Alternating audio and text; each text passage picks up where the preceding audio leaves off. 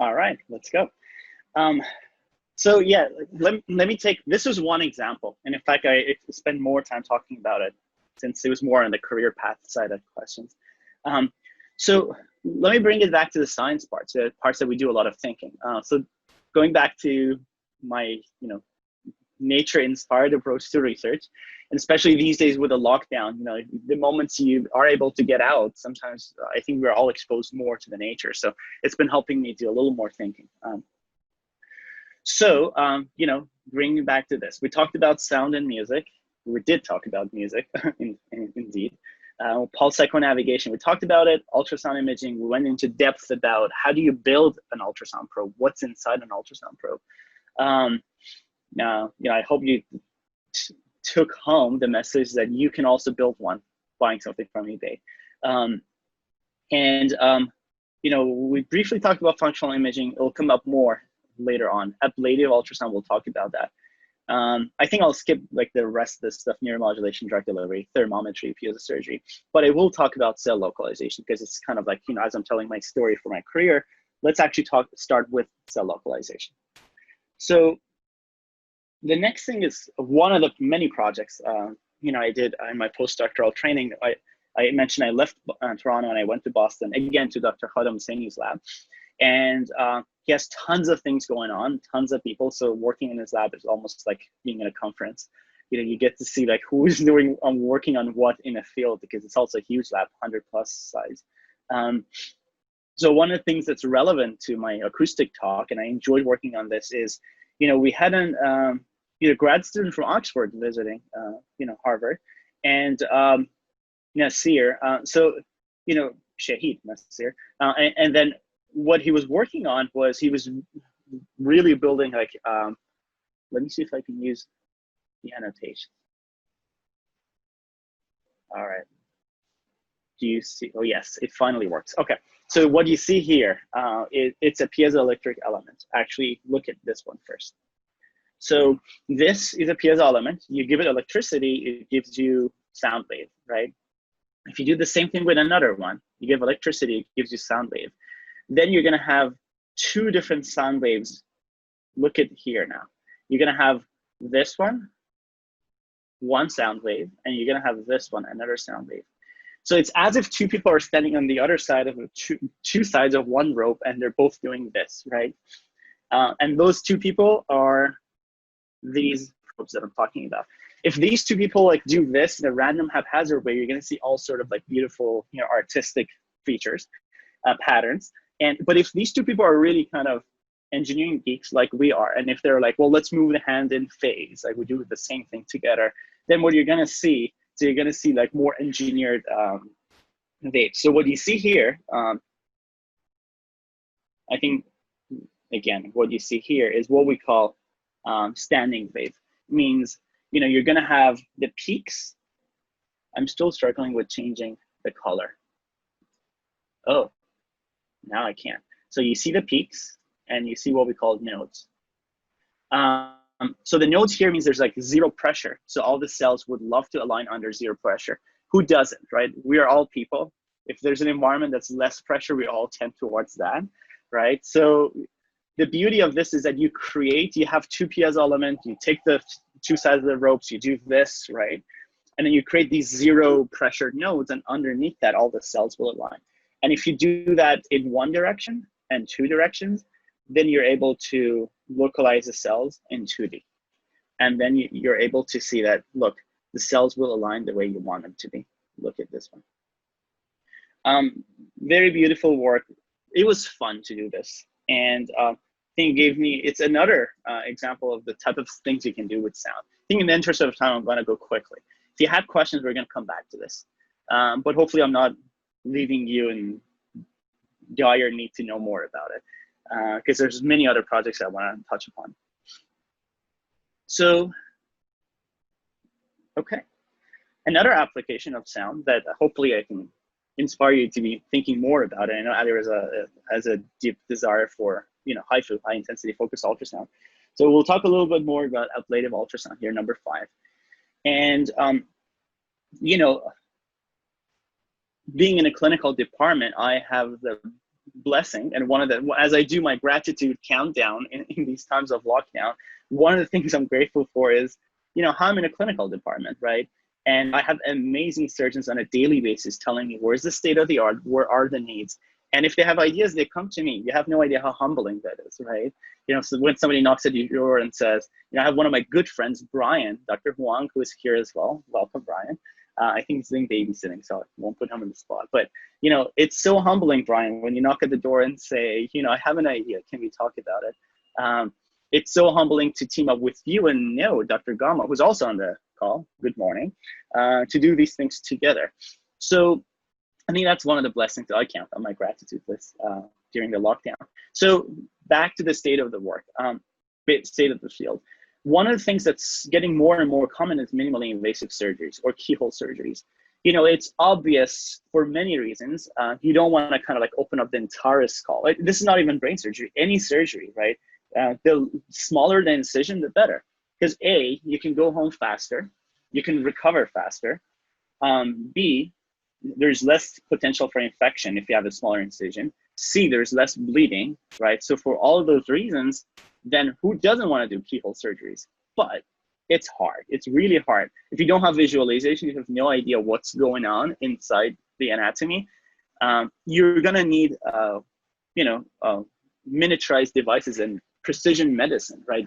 Not perhaps in the term that you may think about it, but because of precision medicine and patient-specific needs, and the keyhole surgeries, you're going to need like very fine, tiny devices that can fit into the bear hole, but also, you know, give you the visualization you deserve as a clinician, right? Or the visualization you deserve as a patient. So, having said all this, you know, this is not something, you know, like I'm changing. It's just something I'm observing that this is a trend of the field. So, minimally invasive surgeries or keyhole surgeries. But as an engineer, we have to build devices that, you know, adapts to the trend. This is the need. The surgeons have spoken. The market has spoken. We're going to adopt that. So on the top right, let me get to, annotation. Love this new annotation that I can do. So there's a lesion on the brain. This is a device by Medtronic called Visualize. It's a laser ablation. So you can see there's a tiny little laser fiber that clinicians like Dr. Anderson, our collaborator, or Dr. Brian, who I talked about right now, you know, like they use this system, right? So you want to treat that lesion and you kind of create a little tiny little, like not even a few millimeters, like very tiny little incision. You shove in that laser fiber and you burn the brain tumor. What's the disadvantage of it? It's awesome, but there are disadvantages, such as notice how you're actually going all the way through the brain. So if there's a functional fiber here you don't want to cross, your job gets difficult. If the brain tumor is inoperable, you have stuff that around that you can't reach. You may need something that you can do it at a distance, meaning that maybe you just place your device here, non-invasively. So HIFU, high intensity focused ultrasound, has been pushing that. So ultrasound is able to penetrate 10 to 15 centimeters inside the tissues. So, and that's what people have been doing. So on the left-hand side, so we talked about, you know, Medtronic Visualize on the right-hand side. On the left-hand side, there's a device called Insightec. It's an Israeli company. So you see this helmet that I pointed to. The helmet sits around the brain, non-invasively, transcranially, sends a sound through the skull. It's like, I don't know, 1024 elements. It's a few $1 million of a device. 1024 elements, ultrasound transducers send a sound, passes through the skull, goes into your brain lesion, and it works fabulously when you're in the middle of the brain, not too close to the sides. But what you see here is a patient with essential tremor whose hands are shaky. And there's a YouTube video of a patient getting treated in Sunnybrook Hospital. If you want to check it out, actually Google, you know, high intensity focused ultrasound Sunnybrook, a research institution in Canada. And there's a patient like his finger are shaky, super shaky, and then you can tell it from handwriting. And then as he goes through this MRI guided ultrasound treatment, you know, like you hear the click and his hands stop shaking. So that's a type of the beautiful nature of ultrasound. It can do stuff non-invasively. However, while it works for essential tremor, it may not work for brain tumor ablation. Because if you have a function, what we call not functional, what neurosurgeons call functional neurosurgery, you know, if you want to think about movement disorders, Parkinson's disorder, essential tremor, then you can't have enough energy to position. By that, I mean the amount of energy that gets deposited into your lesion. You can have enough energy to position for functional neurosurgery. But if you want to ablate a tumor, if you want to do neuro-oncology, ablation of tumors remotely, there's not enough power because most of 90% of that sound gets attenuated as it passes through the skull. So people are adopting minimally invasive keyhole surgeries. What you see here is a trocar, innovative device by one of our collaborators, BrainPath, Nico Nero's company.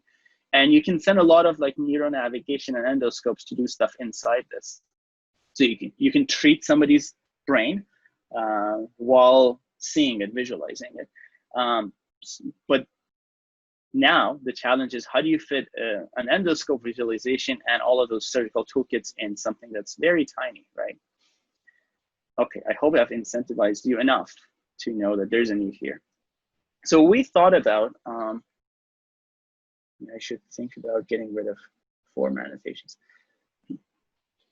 Okay, so we thought about different ways to get to the brain, and one of our good students, Michael Belzberg, now is a resident as a postdoc in our lab, figure out different approaches to get to the brain. One of them was,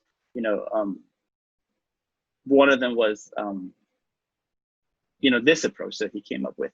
And we work closely with, clinicians to figure out, where can we place this brain path and, the different dimensions and different specifications of the ultrasound transducer. And, Dr. Gama, who I mentioned is on the call, started helping me on this project. So this is the idea of that. There's no sound, so just follow the animation, please.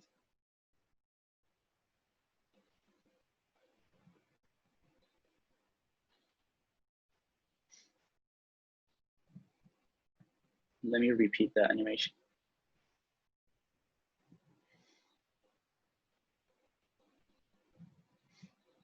So you go into these spaces called, ventricular spaces, and you treat the lesion from there. So these blue things, for those who know less about the brain anatomy, I'm one of them myself, there are places called ventricles. There's like 4 different ventricles that, there's fluids that goes around the brain and into these things. So there are cavities within the brain. So all the brains and spinal cord are protected by this cushion, filled with cerebrospinal fluid. So if there's a car accident, you do this, brain gets protected. So that, it is a fluid that goes around very slowly, but it has to drain somewhere. It finds its way through ventricles, and this is an area that there's a lot of, surgeries using the ventricular space. But then again, these are minimally invasive approaches. Dr. Alan Cohen, the pediatric neurosurgery chief, does a lot of these things, but then he tells me he needs a lot of visualization doing those things. So for brain tumor, I don't have to tell you there's a lot of treatment options. There's chemotherapy, there's surgery, there's radiotherapy, and I don't have to tell you the problem is not solved, right? If somebody's presented with glioblastoma, I think famous people who got it, includes John McCain. He got the glioblastoma within a few months, he was gone. And you may remember his incision was on his eyebrow. So that's an example of minimally invasive surgery. Another famous person who got glioblastoma was Joe Biden's son, Beau Biden. Also within a few months, he was gone. So when you get this, brain tumor called glioblastoma, it's not a matter of can you make it, it's a matter of how much time do you have to put your affairs in order. I think, Hopkins is one of the places that's leading this type of surgery and research. Dr. Brem, our chair, is known to do a lot of amazing work in glioblastoma. So yeah, Dr. Brem, I mentioned his name, Dr. Cohen. I also learned a lot from Dr. Groves, one of our assistant professors in our department, and Dr. Raj Iyer, who was the chief resident, really great, best friends with me, and then he moved to Utah for his fellowship. And then this is the clinical team, and then we started thinking about different people who we can onboard to get help. And I think the most important in this slide is Dr. Nao Gama that I mentioned. She is, very good at what she does. And when I met her, she was a postdoc. I was a research associate at Hopkins. We went through this sessions called I-Core, I-Corps, and that's kind of customer discovery. It really teaches you that, don't think what this customers need. who the end users need, actually talk to them. So they force us to talk to 30 mini I-Core, and then the actual I-Core is like you have to fly around the nation and talk to 100 people, like really learn what the end users need, right? Get out of the building, like don't assume you think people you know what they want. You have to ask them, right? And kind of do a like very scientific approach. So, okay, I talked to 100 people. They said I want this in these different categories. So, you know, when we met, we met at the I-Core. She was a postdoc. I was a research associate, and then she wanted to be an entrepreneur, and now she is an entrepreneur with 2 companies. You know, I've been humbled to like work with her as one of her companies, and she's the CEO of this new company called Neurosonics based on this technology. So, if the Spine Sonics was my Toronto venture, we now got a Baltimore venture with Neo. And the idea behind this was, you know, again, it's keyhole surgeries, minimally invasive surgeries. So we need to make things that are super small and miniaturized so that you can actually do both 2 things, right? Treatment and visualization. So what you see here, something about like, you know, in-person meetings, right? You can actually show things, but let me see, where is my mouse? Okay. The green one is ultrasound guidance, ultrasound imaging. And the yellow ones is the ultrasound treatment. So with the yellow thing, you can actually treat a lesion right here. And with the green one, you can actually see what's happening. However, the challenge here was, that I can't find my mouse. Okay. I apologize for that. Okay, good. Okay, so the challenge was, you know, when you're think about the yellow device. When we're thinking about a HIFU transducer, the larger the surface of the transducer, the better the energy deposition. So if you actually truly want to have enough treatment, good enough energy deposition for that treatment, then you want to make the transducer large. But hey, I'm just contradicting myself. We just talked about keyhole surgeries, right? So physics of acoustics is telling us you need to have a large transducer. Clinicians are telling us, no, I want a small transducer, right? Now, do you put your physics hat on, engineering hat on, or do you put your clinician hat on, right? Or clinical collaborator, if collaborator to clinicians on? Well, you need to do both. So this is exactly what we did here. So we figured out one way for us to kind of go from having a ball of transducer, you can see the top left, right, to different variations until top right, you can see like 3 pistons of 3 small, you know, red circles, right? So that is just enough acoustic energy deposition that gives just enough acoustic energy deposition to do the same treatment. Okay, we did a lot of you know, math here and simulations. ESME helped us doing that, and this is like an American Association of Physics in Medicine proceeding. You can read more about that, but in the interest of time, I want to skip that. And finally, what we did is that we took the ultrasound probe from our collaborator company, Sonic Concepts, in the West Coast, Washington State. So we got a typical ultrasound imaging. You've all seen this, right? We took out the gray part out at the, you know, where my finger is pointing at the top left. And we took the ultrasound imaging part out and we assembled it with the other things. You know, remember I also showed you this that, you know, does, wow, the annotation actually falls through where I want to show. So, you know, the lower right shows you like this transcranial therapeutic ultrasound transducer, right? So we combined these 2. We took both of them out. The top left one, we took the ultrasound imaging part out. We placed it into like the ultrasound imaging aspect of the hybrid transducer. And the lower right, you know, we had to make it smaller than what it is.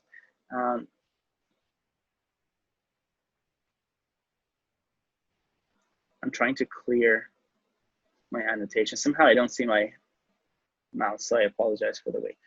Okay, so all in all, long story short, we came up with a custom-built hybrid probe. By hybrid, I mean it does the imaging, it does the therapeutic at the same time, and it's just miniaturized enough to fit into that trocar, the brain path trocar that I was talking about.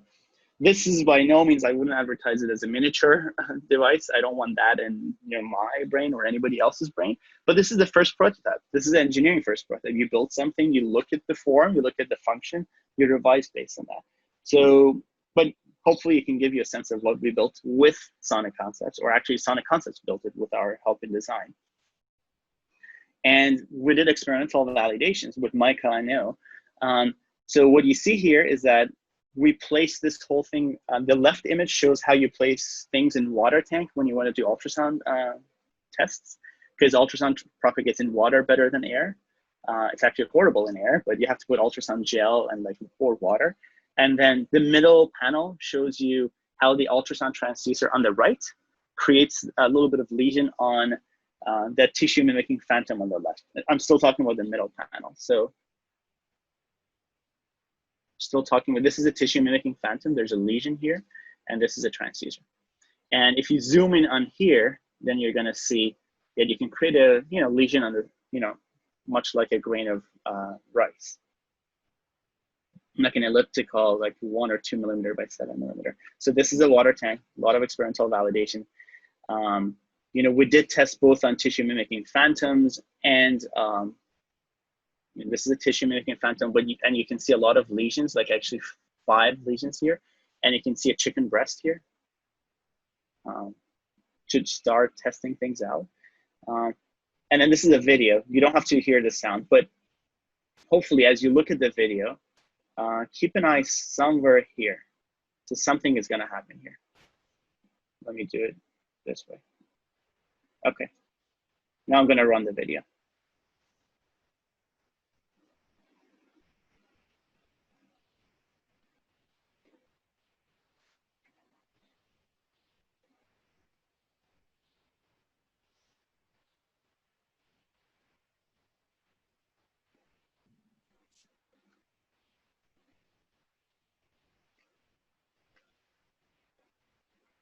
And on the right-hand side, you can see the ultrasound imaging of that.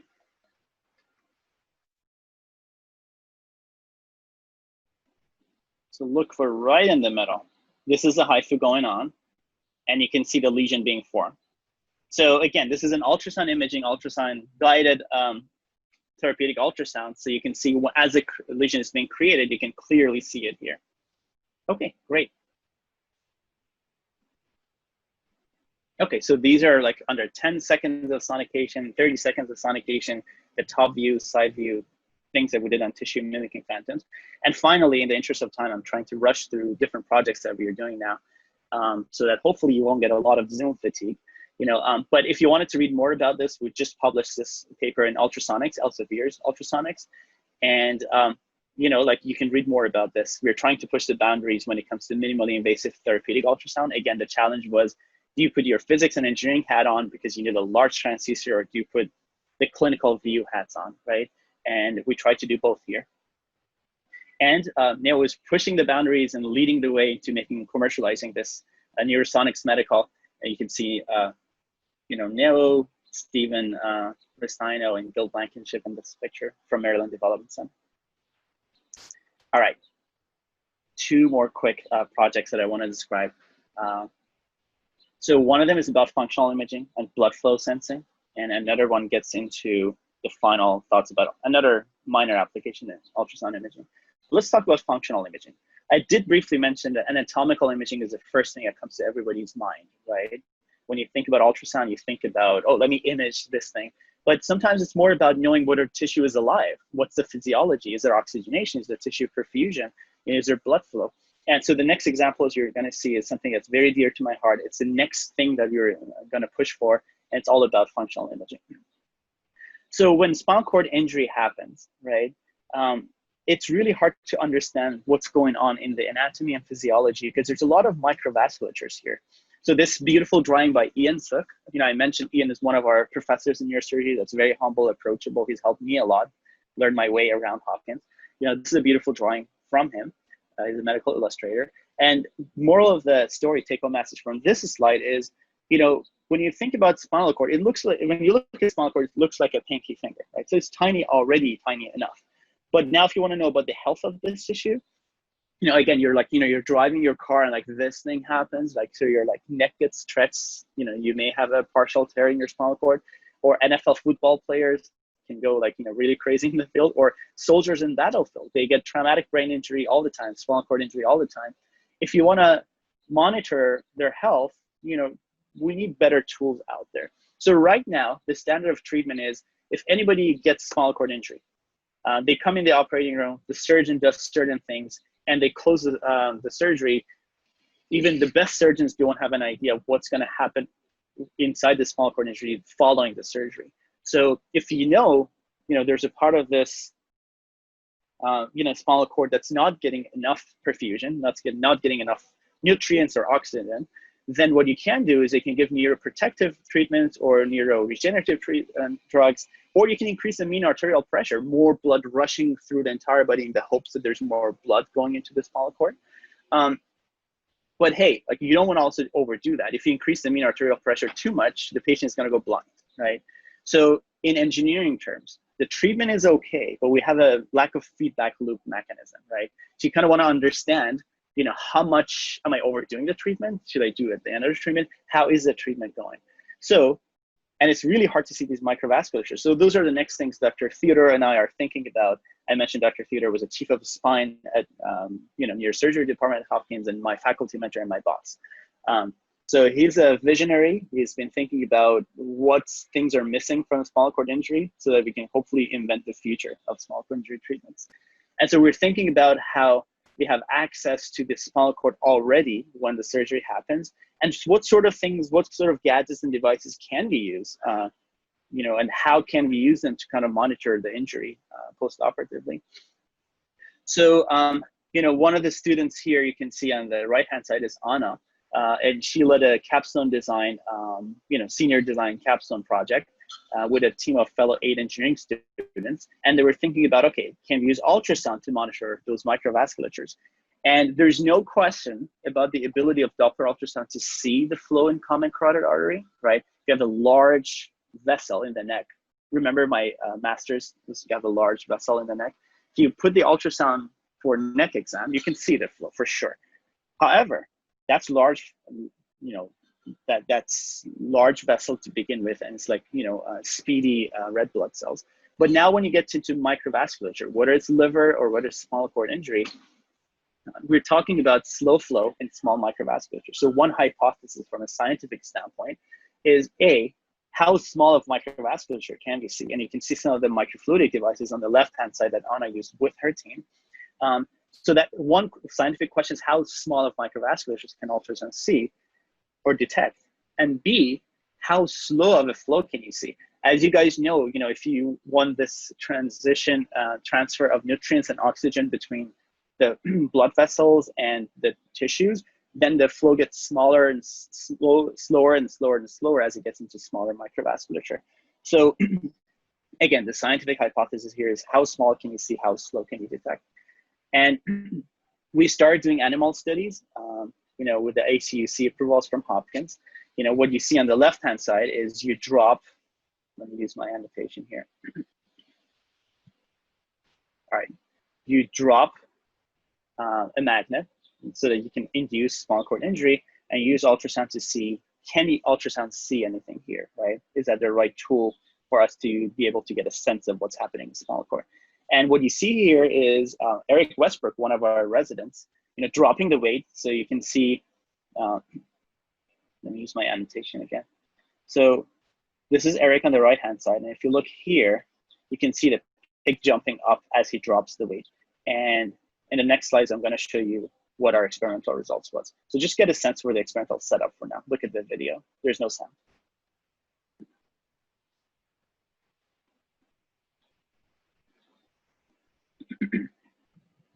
So as we induce spinal cord injury on pigs, then we use all different ultrasound probes you can see on the top right, different geometries, different frequencies, different power, different specifications, different settings. Do you need color Doppler, power Doppler, pulse, micro Doppler, right, to be able to see spinal cord? And the videos you can see on the top bottom shows how the pulsatility of the spinal cord and the flow inside is kind of like beautifully visualized. And on the lower left, you can see a snapshot of that. So we're doing preliminary stuff here, but this project is very dear to my heart and is very dear to Dr. Theodore's heart. We think this is the future, using ultrasound, different applications of ultrasound, whether you can do neuromodulation, drug delivery, ablation, imaging, for spinal cord injury. Again, remember, spinal cord injury needs a better feedback loop mechanism. Like, we need better diagnosis in spinal cord injury. We like to think this is the future. And he's done a lot of patients, and he's used ultrasound. So this is not human studies for our device. But as a surgeon does surgeries, he or she looks at these things using regular ultrasound probes. This is a de-identified image showing that how Dr. Theodore actually looks at ultrasound when he does surgeries. So if you want to hear more or read more about this, look at our SBIE proceeding from this year, intraoperative ultrasound to monitor spinal cord blood flow after spinal cord injury. And this is the team, Dr. Theodore on the right, and the entire team, that the capstone design team that I was mentioning Anna was leading 2 years ago. And we're hoping this continues with further funding soon, hopefully. I think final scientific example I wanted to say, but let me get a sense of the time, the audience. And based on the audience, maybe I can understand how much fatigue is kicked in. So you have time, I guess you can just keep going. Wonderful. Great.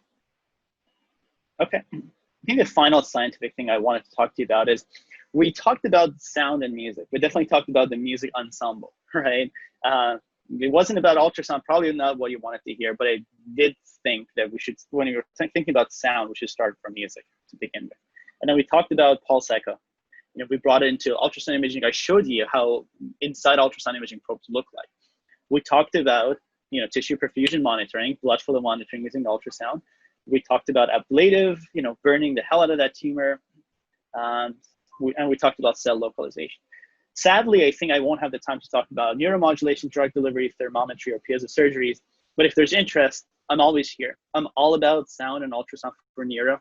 So if you have a passion for neuro or sound, and if you're entrepreneurial, we'll get along. Let me wrap up with one science example that I'm really proud of. Some of our undergrads did a very breakthrough work, and some of our high schoolers are leading that work. So let's talk about ultrasound imaging again. That's a very simple idea that shows how brilliant our Hopkins students are.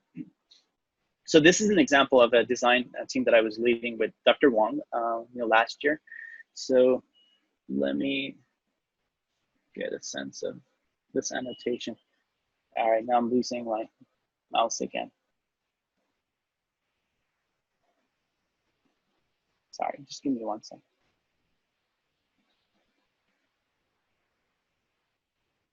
Okay. Wonderful. Got it. Okay, so this is Dr. Wang, Judy Wang. She does a lot of cerebrovascular, vascular neurosurgery in our department. She's the vice chair. And so this is me, and this is George Colts from APL, Noah Gorelik, Colin Shale, and then the rest are wonderful undergrads. So these guys at the stage of even undergrads, they push the boundaries of medicine. So what I'm going to talk to you about is, I want to get rid of my annotation. Second thing I want to talk to you about is how foreign body objects are a thing in medicine. Medical errors exist for a reason, understandably. There's patients, there's surgeons fatigue, there's, like, we are all humans, errors happen. And as engineers, we can solve problems, and we can think about how can we better help surgeons make that call, or reduce the medical errors. We have a really good institute here at Hopkins, Armstrong Institute for Patient Safety and Quality, which really thinks all about how can we reduce medical errors by even checklists or other means. So let's think about foreign body objects for a second. In the context of brain surgery, one of the foreign body objects that we don't want to leave inside somebody's brain is the cotton ball, right?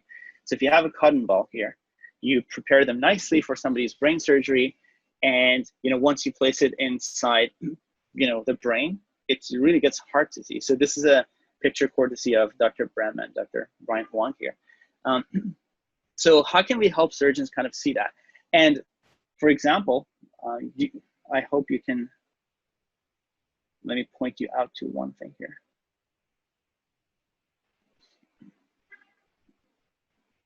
sometimes it's really hard to see some of these, right? So, and keep in mind that sometimes when the surgeon is already doing skull-based surgeries, he or she is not completely seeing an entire large incision. They're seeing kind of like tiny little, you know, keyhole surgeries or minimally invasives, right, that we talked about.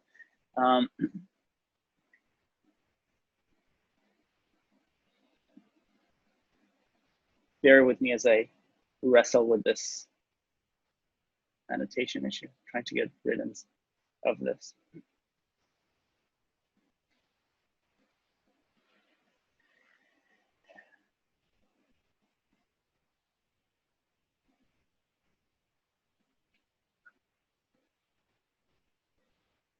All right, do you guys hear me? I think I may have. Yes. Perfect, okay. I apologize, I think the annotation on the dark background hasn't worked out. I think in person I would have shown it. I assumed I can annotate, but in the dark background it's been difficult. So let me back to the point.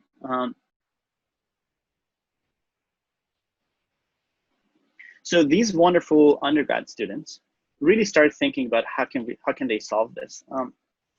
And they did think about 3 different modalities. If you're trying to do imaging, again, the goal is to help surgeons see foreign body objects so that they would not forget or to take cotton balls, or they would have a good understanding of if there's a cotton ball left. So they tried different modalities. They tried visual modalities. Can you see something differently? They tried radiological, like, you know, X-ray and CT. Can you bring an X-ray, get an image, or can you hear something? Acoustic approaches, right? So to that point, visual was like, you know, can you color these cotton balls and kind of seeing them differently? Because the cotton balls, as you place them in the blood, they become red, right? So it gets really hard to see them. So can we see them differently? So visual. Can we do an X-ray, or can we use ultrasound to acoustically or visualize the acoustic characteristics of that, right? So these guys got these 3 different things, and you can see that. Let me take a deep breath. I want to do annotation. So this is how they, you know, they guide the cotton balls. Very innovative. Undergrads think outside of the box. They're creative. They got an X-ray, and we got an ultrasound, and you know, we think all of the modalities have merits, you know, especially if you have contrast agents for any one of them, you know, they definitely have the merits to produce the type of results you want to see. But we think without and in the absence of contrast agents, ultrasound can definitely give you a better contrast in this application. If you want to read more about this, then look again into our SBIE proceeding this year on minimizing cotton retention in neurosurgical procedures. They were comparing which image modality can help.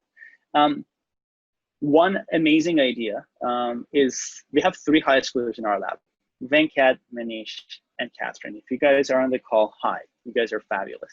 So these high schoolers approached us, and they said, you know, we have an idea to use machine learning to de-noise ultrasound.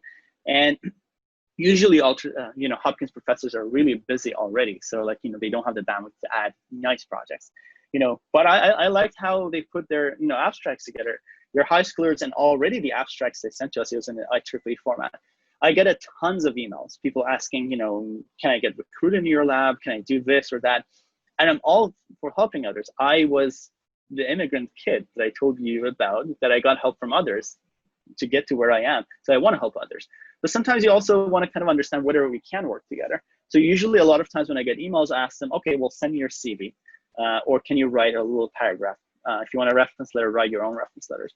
And depending on the quality, sometimes when I see that, sometimes I shake my head, but sometimes when I see like 3 high schoolers produce a IEEE START abstract, their writing was impressive. So I said, welcome aboard. And these 3 high schoolers, Wenk, Manish, and Catherine, are taking this project to the next level. So they're thinking about, okay, can we use ultrasound? Can we use machine learning for ultrasound to automatically detect cotton balls? So imagine the future. Future is amazing, and you know, reinventing the surgery, future of surgery. So sky is the limit. You know, surgeon like does his or her own case, and if they wanted to, they'll bring an ultrasound probe. You know, they'll kind of like put it, you know, on top of that keyhole surgery or however incision they have, and they'll let the machine learning algorithm detect those ultrasound cotton balls in ultrasound images. All right, so I'm done talking about science. I can, you know, go back to talk a little bit about a few life lessons. but give me 1 second to, I'm low on juice, low battery on my Mac. So 30 seconds so that I can charge and plug my computer. And in the meanwhile, if anybody needs a bio break, please do. After that, I only need a few minutes and it will wrap up, and happy to answer any questions following that. So we'll see you in a bit. Thank you so much. Okay, Thanks. okay. Let me see. Thank you, Rosa, for your comments. Yeah, it was fantastic to listening Dr. Manbachi's presentations and the projects. Wow, it was fantastic. So anyone, if you had any questions, again, please write down in the chat box, and Sada will go through it. And maybe meanwhile, Dr. Manbachi is presenting, we can ask him.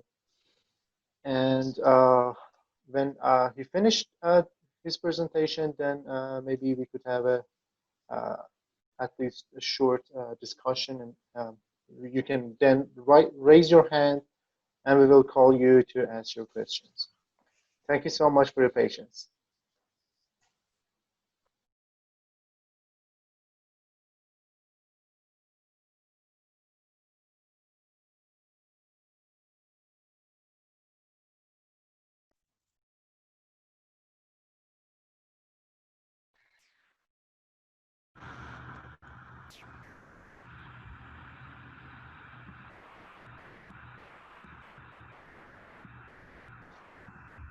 Can you guys hear me? Yes. Yeah. Okay, great.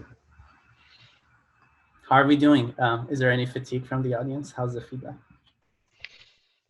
I really Yeah, like the your feedback was presentation. fantastic up to now. I think I'm enjoying it, so I believe the others are enjoying it too. Wonderful, glad to hear. Okay, so in order to wrap up, let me just wrap up with a few slides, and then happy to answer any questions anybody may have. So I don't think I'm in a position to give a lot of life lessons and advice. I'm still building up my own career, and I'm grateful to others who have given me advices when I needed to hear that, not that when I wanted to hear that, when I needed to hear that. So as we go through life, there's many different things that happened.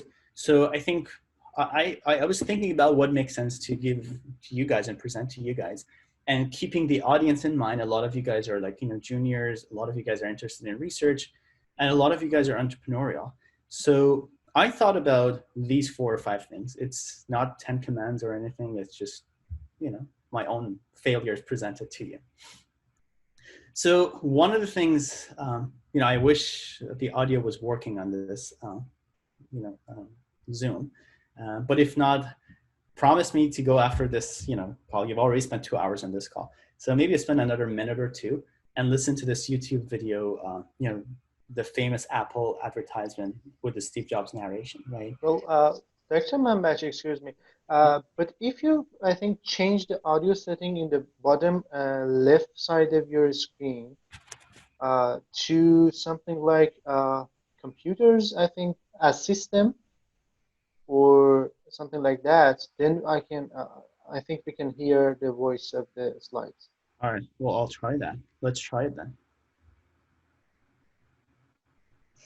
Do you hear it now? Yeah.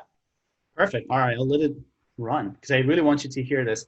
That resonates with me a lot and has kept me going when I was facing a lot of feedbacks and failures, frankly. So.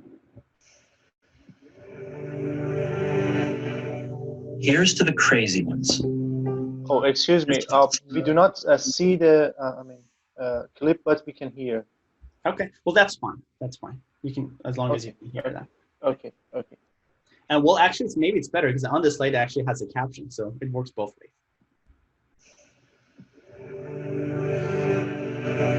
Here's to the crazy ones, the misfits, the rebels, the troublemakers, the round pegs in the square holes, the ones who see things differently. They're not fond of rules, and they have no respect for the status quo. You can quote them, disagree with them, glorify or vilify them, About the only thing you can't do is ignore them, because they change things. They push the human race forward. While some may see them as the crazy ones, we see genius. Because the people who are crazy enough to think they can change the world are the ones who do.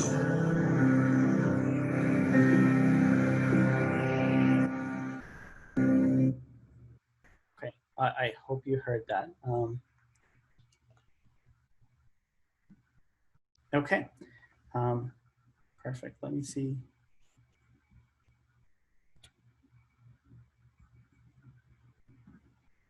Okay, great. So can you see my slides now? Yes, Great. So I think as I was thinking about the last few slides, I really cared about the people who are going to join, and I didn't want to waste your times. And I think a lot of people on this call, who are entrepreneurial, I think I know, Connor is on the call. Hi, Connor. We've had this conversation a few days ago. And if you are an academic, sorry.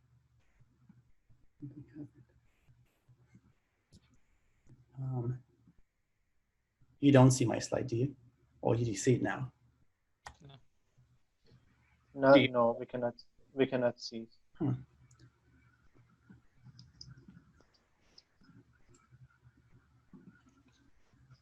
Yeah, now we can see. Yeah, all right, sorry for this. So if, I think I brought up Connor as an example, he's a very visionary clinician, right? And I've seen a lot of entrepreneurial people who are, pushing the boundaries in science, and they're in academia. Academia has its own recipes. Like you have to check the boxes that I'm publishing, 10, publications in 2020. I brought X amount of dollar, I brought my own salary, this, that. So it has a really narrow and super rigid and super focused approach to academia, right? That's not the only way you can do science. It's the way that professionals do science, but you don't have to do everything that way. So if you're an entrepreneur, it has its own checklist, right? You get VC money, you run a company, you deliver a product, you get FDA approval. If you're a clinician, you get clinical revenue because you have to operate on, as a surgeon, for example. When you try to mix these two careers, that's where things can get difficult. I've been an entrepreneur. I was a PhD student who did entrepreneurship at the same time successfully. Then came to academia, trying to apply some of the things I learned from, remember I said what I learned from my music history worked for my PhD. So I tried to do the same thing, what I learned from entrepreneurship, trying to do that as an academic. And I failed a lot of times. I was called round pegs, square holes. I was called a misfit. I was called a troublemaker. And not everybody kind of saw that, I was doing things the right way. We had our own disagreements. At the end of the day, it worked out. I'm alive. My four extremities are, fine. And I'm an academic who does entrepreneurial things, does translational things. All it takes is for good people to see your potential and for you to surround yourself with those people. So, moral of the story, back to this slide. Visionaries can change the world, but it will take decades. It will not happen overnight. If you have a vision, keep to it. I love this quotation from Walt Disney. If you can't dream it, you can do it. He's not saying it's easy. You can do it. It may come at the cost of your personal life, but you can do it. Second thing, pick your job wisely. Let me add it. Pick your job and colleagues wisely. So I love this quote from Steve Jobs. If today were the last day of your life, would you want to do what you're about to do today? For me, if today was the last day of my life, I would do the same thing. And I think the other thing I wanted to mention is from our amazing female entrepreneur, famous Oprah Winfrey, right? She's not talking only about job, but now she's taking it to the next level. She's talking about colleagues. She's saying surround yourself with the people who are going to take you higher, right?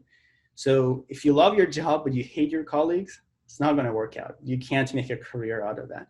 So number one was about vision. Number two is about picking the job and your colleagues wisely. Number three, it's not all romantic. This may sound like I have depression or I'm depressive when I'm saying this, but you are going to fail. Embrace it, learn from it, expect it, and go forward. So for those of you guys who know me well enough, this is one of my favorite quotes from Elon Musk's. I use it probably every week a few times. You know, the reality is, if you're into this business, the reality is like great highs. You may get a grant that's multi-million dollars and you may be super happy. But the reality is terrible lows and unrelenting stress. This is life. Such is life. And he doesn't think people want to hear about the last two. He's absolutely right. You will have great highs. You will, you may kind of be proud of it. But the reality is it comes with terrible lows and unrelenting stress. Again, I don't mean to sound depressive. All I'm trying to say is that you will fail. Everybody fails, whether they tell you or not.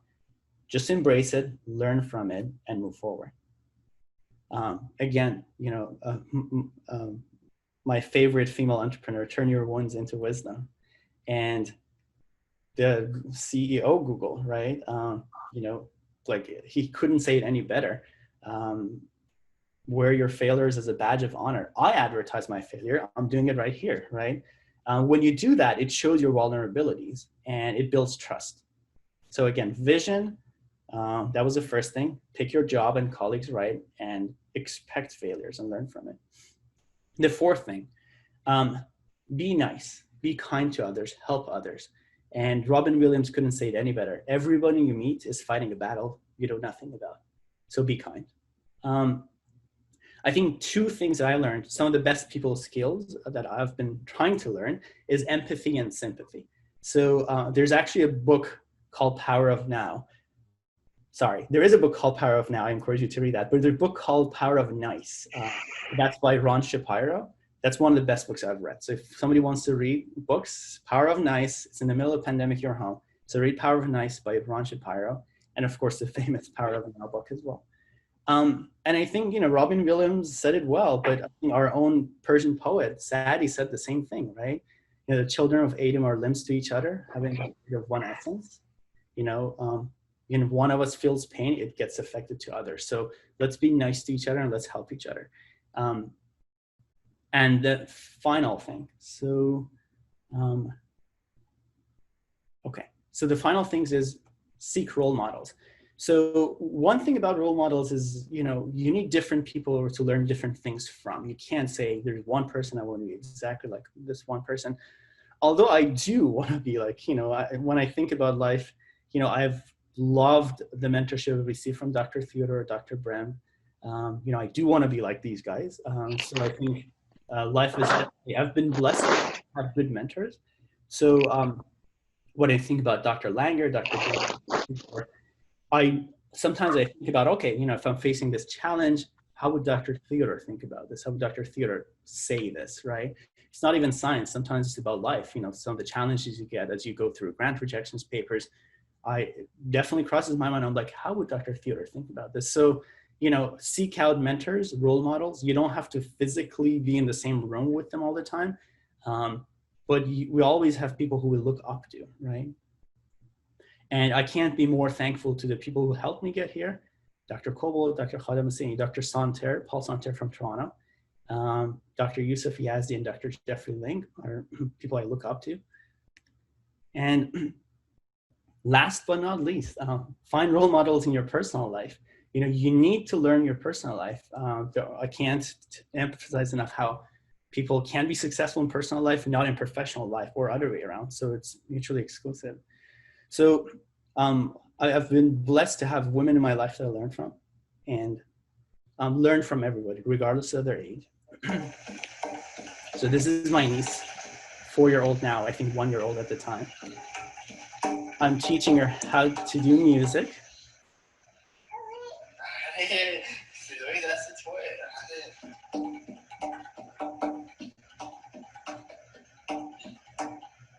So I'm just trying to see if my brother or sister-in-law is on the call. If you are, hi. So, okay, that was a little bit of a distraction for me, but I guess, moral of the story here is,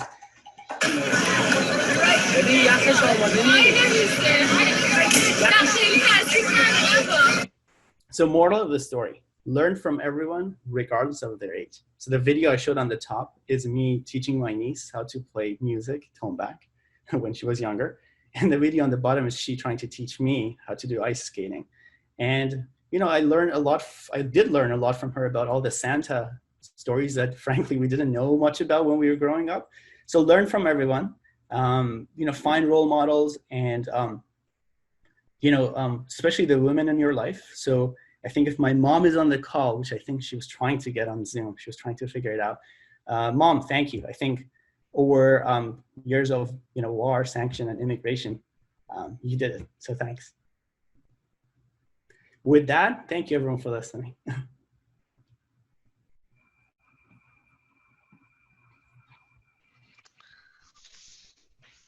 Wow, fantastic, Dr. Manbachi. It was kind of motivational, inspiring talk and presentation. Thank you so much for everything. You know, it was something that we needed to have in this journal club and to get energy to learn from you, from whatever you had been through. So thank you so much for everything.